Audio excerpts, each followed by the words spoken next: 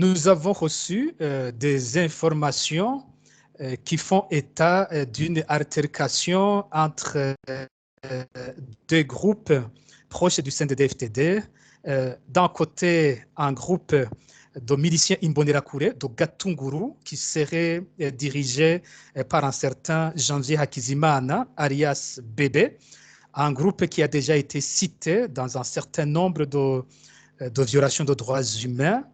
Et d'un autre côté, un autre groupe qui comprendrait d'abord un officier de la police, le lieutenant-colonel Jean Bosco Havzalimana, ses frères, mais aussi un autre groupe d'Imbonerakure de Kamenge qui l'aurait amené à cet endroit.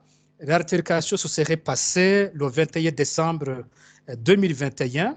Et selon nos informations, tout a commencé par d'abord une rencontre entre deux frères de Jean Bosco Havzalimana qui venait visiter sa famille et qui rencontre deux autres miliciens Imbonerakure. Il y a un échange violent entre les deux groupes. Certains disaient, mais vous, qui êtes-vous? Où allez-vous à cette heure-ci de la soirée? Et l'autre groupe qui répond, mais qui êtes-vous pour nous poser ce genre de questions? Et après, ils se seraient battus. C'est alors que un des proches du lieutenant-colonel Jean Bosco Havzalimana l'aurait appelé au téléphone et celui-ci serait venu pour sauver ses frères, mais il serait venu pas avec un groupe d'autres miliciens Imbonerakure. C'est alors qu'il y a eu cette forte altercation entre les deux groupes. Nous avons reçu des images qui font froid au dos, des images des miliciens Imbonerakure avec des jambes cassées, avec des visages défigurés, qui disent qu'ils ont été attaqués par le lieutenant-colonel Jean Bosco Havzalimana et ses hommes. Alors, toute la leçon qu'on peut tirer ou des questions qu'on pourrait se poser sur cette situation, c'est d'abord ce côté où des miliciens Imbonerakure sont chargés de la sécurité dans certains quartiers, dans des villages du pays.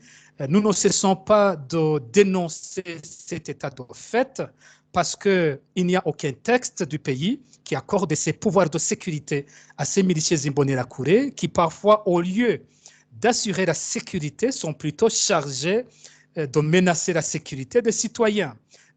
Dans pas mal de cas, des Imbonerakure sont cités comme ayant enlevé des citoyens, comme ayant tabassé des citoyens, comme ayant parfois assassiné d'autres citoyens. Et pourtant, le régime ne corrige pas cette situation.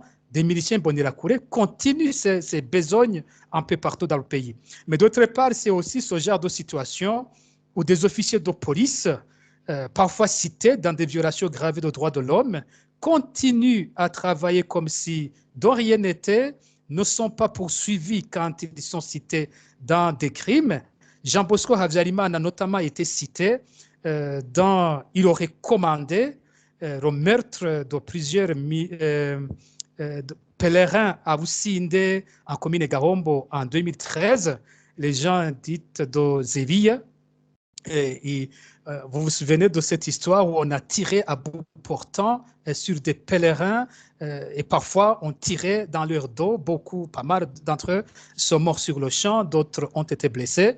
Et voilà qu'encore une fois, il est cité comme étant à l'origine d'une autre attaque contre des citoyens.